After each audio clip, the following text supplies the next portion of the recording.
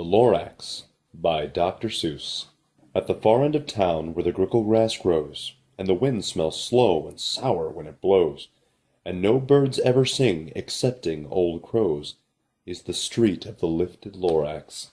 And deep in the grickle grass, some people say, if you look deep enough you can still see today where the Lorax once stood just as long as it could before somebody lifted the Lorax away. What was the Lorax, and why was it there? And why was it lifted and taken somewhere from the far end of town where the grickle grass grows? The old Onceler still lives here. Ask him. He knows. You won't see the Onceler. Don't knock on his door. He stays in his lurkum on top of his store. He lurks in his lurkum, cold under the roof, where he makes his own clothes out of mufford moof. And on special dank midnights in August he peeks out of the shutters, and sometimes he speaks and tells how the Lorax was lifted away. He'll tell you, perhaps, if you're willing to pay. On the end of a rope he lets down a tin pail, and you have to toss in 15 cents and a nail, and the shell of a great-great-great-grandfather snail. Then he pulls up the pail, makes a most careful count to see if you've paid him the proper amount. Then he hides what you paid him away in his snub, his secret strange hole in his grovulous glove. Then he grunts, I will call you by whispermophone, for the secrets I tell are for your ears alone. Slump! Down slumps the whispermophone to your ear, and the old Onceler's whispers are not very clear, since they have to come down through a snargly hose, and he sounds as if he had smallish bees up his nose. Now I'll tell you, he says, with his teeth sounding gray, how the Lorax was lifted and taken away. It all started way back, such a long, long time back. Back when the days when the grass was still green, and the pond was still wet, and the clouds were still clean, and the song of the swami swans rang out in space. One morning I came to this glorious place, and I first saw the trees, the truffula trees, the bright colored tufts of the truffula trees, mile after mile in the fresh morning breeze. And under the trees I saw brown barbaloots frisking about in their barbaloot suits as they played in the shade and ate truffula fruits. From the ripulous pond came the comfortable sound of the humming fish humming as they splashed around. But those trees, those truffula trees, all my life I've been searching for trees such as these. The touch of their tufts was much softer than silk, and they had the sweet smell of fresh butterfly milk. I felt a great leaping of joy in my heart. I knew just what I'd do. I unloaded my cart. In no time at all I had built a small shop. Then I chopped down a truffula tree with one chop. And with great skillful skill, and with great speedy speed, I took the soft tuft, and I knitted a thneed. The instant I'd finished I heard a gazump. I looked. I saw something pop out of a stump of the tree I'd chopped down. It was a sort of man. Describe him? That's hard. I don't know if I can. He was shortish and oldish, and brownish and mossy, and he spoke with a voice that was sharpish and bossy. Mister, he said with a sawdusty sneeze, I am the Lorax, and I speak for the trees. I speak for the trees have no tongues. And I'm asking you, sir, at the top of my lungs. He was very upset as he shouted and puffed. What's that thing you made out of my truffula tuft? Look, Lorax, I said, there's no cause for alarm. I've chopped just one tree. I'm doing no harm. I'm being quite useful. This thing is a thneed. A thneed's a fine something that all people need. It's a shirt, it's a sock, it's a glove, it's a hat. But it has other uses, yes, far beyond that. You can use it for carpets, for pillows, for sheets, or curtains, or covers for bicycle seats. The Lorax said, Sir, you're crazy with greed. There's no one on earth who would buy that fool thneed. But the very next minute I proved he was wrong. For just at that minute a chap came along, and he thought that the thneed I had knitted was great. He happily bought it for $3.98. I laughed at the Lorax. Ha, ha, you poor stupid guy. You never can tell what some people will buy. I repeat, cried the Lorax, I speak for the trees. I'm busy, I told him. Shut up, if you please. I rushed across the room and in no time at all built a radio phone. I put in a quick call. I called all my brothers and uncles and aunts, and I said, "Listen here, here's a wonderful chance for the whole Onceler family to get mighty rich. Get over here fast, take the road to North Nitch, turn left at Weehawken, sharp right at South Stitch." And in no time at all in the factory I built, the whole Onceler family was working full tilt.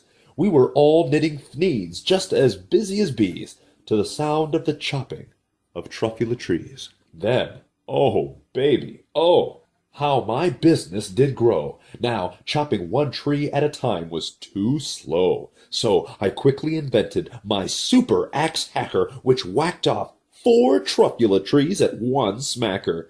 We were making thneeds 4 times as fast as before, and that Lorax, he didn't show up any more. But the next week he knocked on my new office door.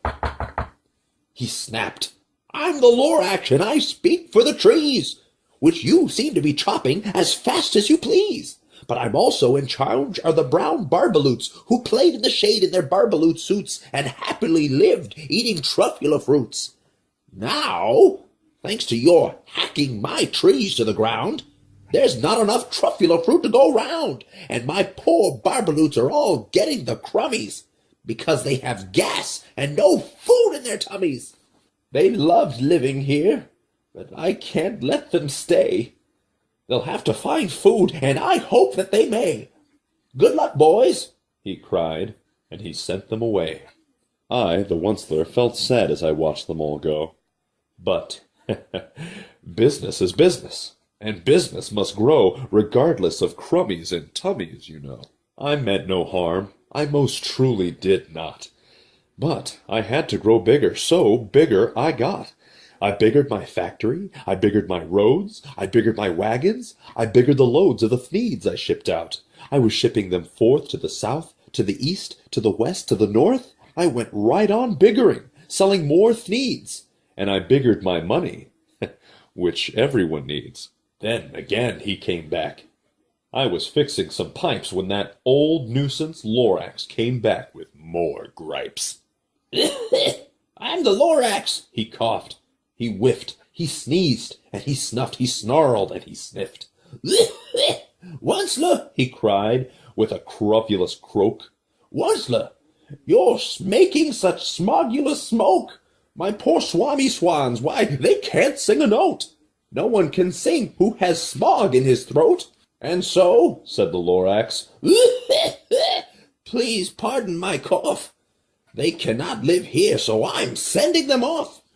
Where would they go? I don't hopefully know.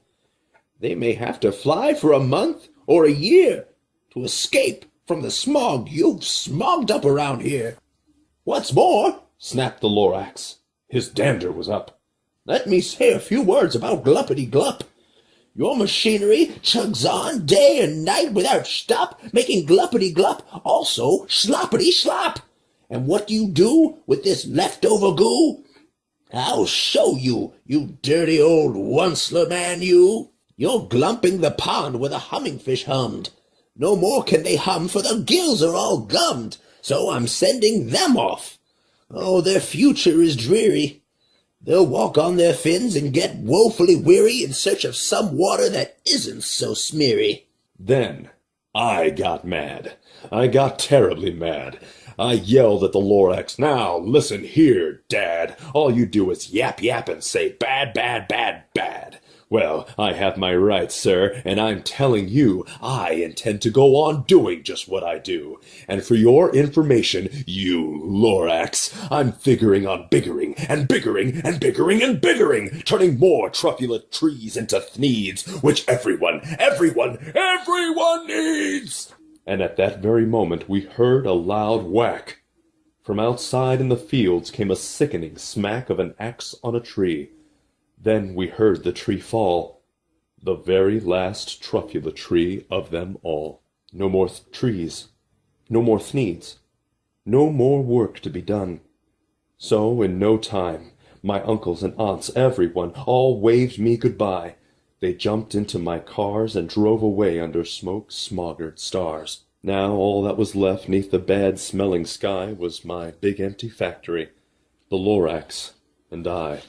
The Lorax said nothing, just gave me a glance, just gave me a very sad, sad backwards glance, as he lifted himself by the seat of his pants, and I'll never forget the grim look on his face when he heisted himself and took leave of this place, through a hole in the smog, without leaving a trace. And all that the Lorax left here in this mess was a small pile of rocks with one word: unless. Whatever that meant, well, I just couldn't guess. That was long, long ago, but each day since that day I've sat here and worried away. Through the years, while my buildings have fallen apart, I've worried about it with all of my heart. But now, says the Onceler, now that you're here, the word of the Lorax seems perfectly clear.